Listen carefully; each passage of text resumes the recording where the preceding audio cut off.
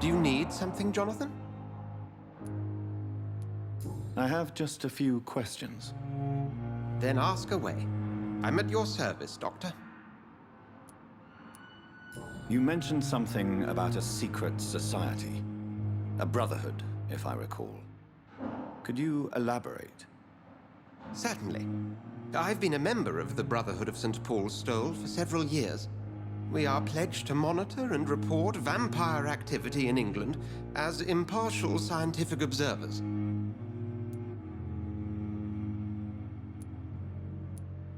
That explains your nightly wanderings about the docks and the questions you ask. I feel it wasn't mere coincidence that led us to that part of town. There was something as yet unseen that set those chain of events in motion. Yet you don't fear me. And still, you know the monster that lurks beneath the civilized surface. The Brotherhood has studied your kind for centuries.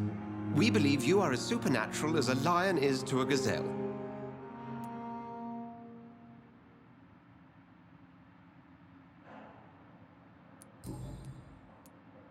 Since you seem quite the expert on vampires, what could you tell me about my condition and how it came about?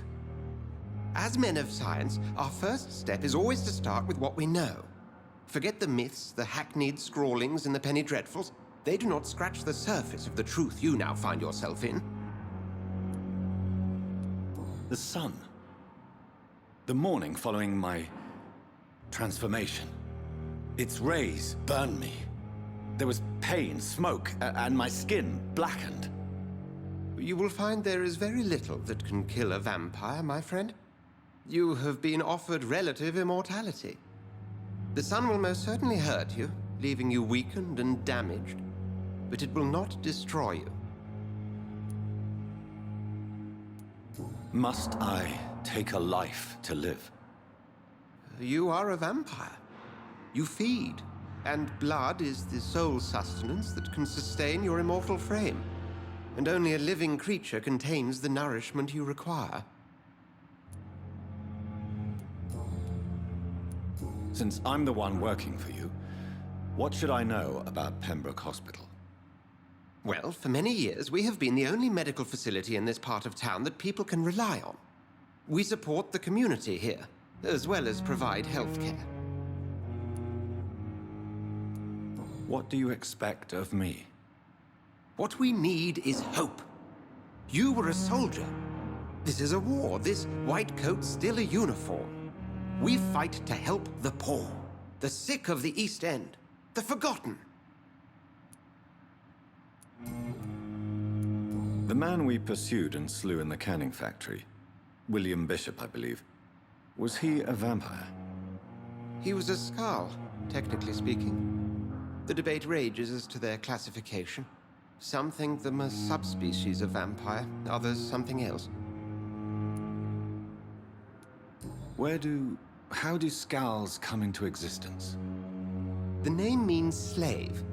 The etymology may indicate that they are a lesser species of vampire. From what I know, vampires tend to despise them.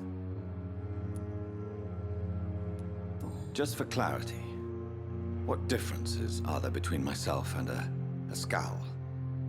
A Skald is easier to eliminate, Jonathan, even if they remain formidable foes for the unprepared. Vampires... Now, vampires exist beyond the mortal realm.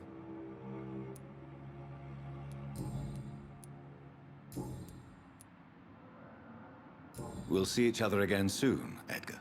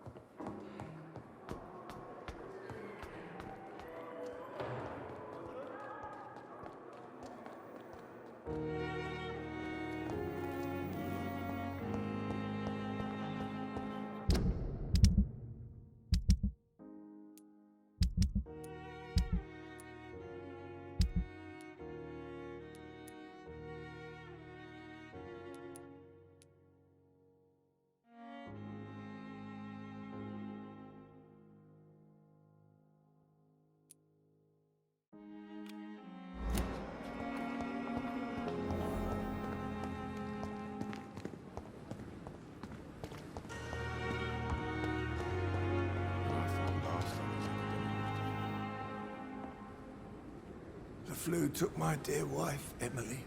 I take comfort knowing we'll soon be together again. Mr. Rainfield, that's no way to talk. You're in good hands here, and we'll be up again soon enough.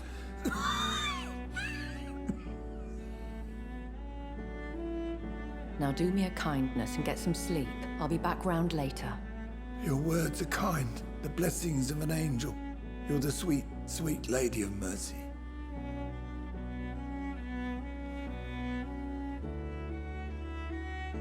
Good evening, Dr. Reed. It's a pleasure to see you again. You seem surprised. Dr. Swansea has brought me up to speed concerning your recent appointment to Pembroke Hospital.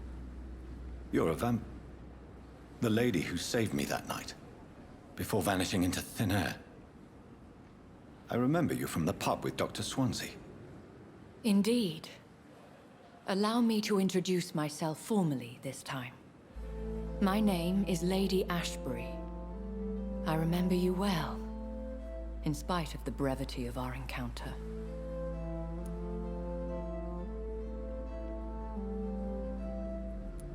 So it seems our Dr. Swansea does indeed have a fascination for creatures of our constitution.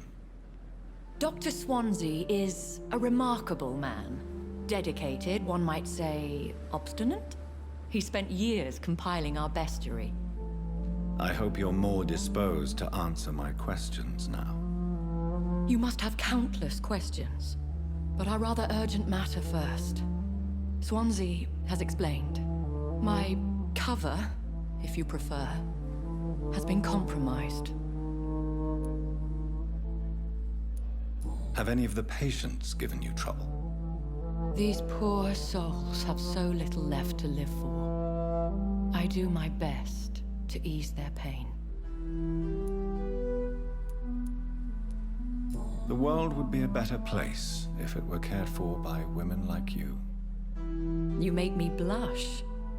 I am simply a necessary evil.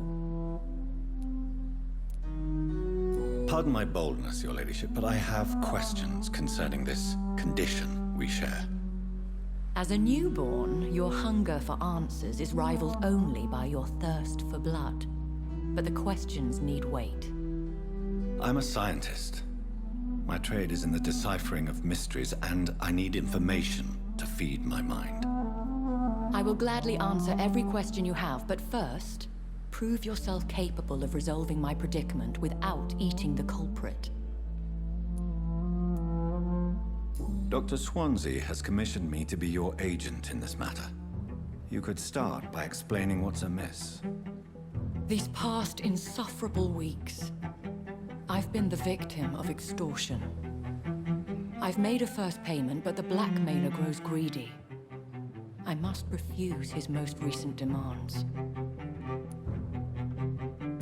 What are your expectations? Please be precise. As the newly appointed surgeon of this hospital, you are in an excellent position to ask innocent questions and deftly learn the identity of my blackmailer. Who would be so foolish as to threaten you? A kindred spirit. Even if it were the case, and I highly doubt it, a vampire would have asked for something more valuable than money.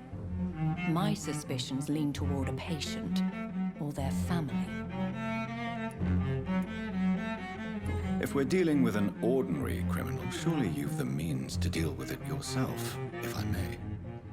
As immortal tradition doth dictate, all fangs and hypnotic eyes ablaze, the blood would run like a river.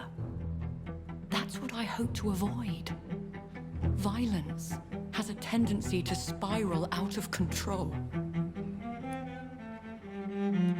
Please continue. Every detail is essential.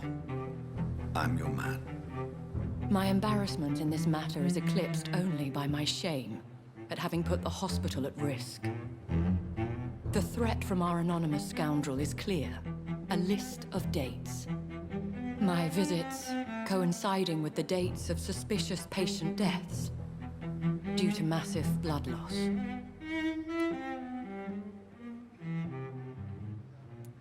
Is it true? Now aren't you the blunt one?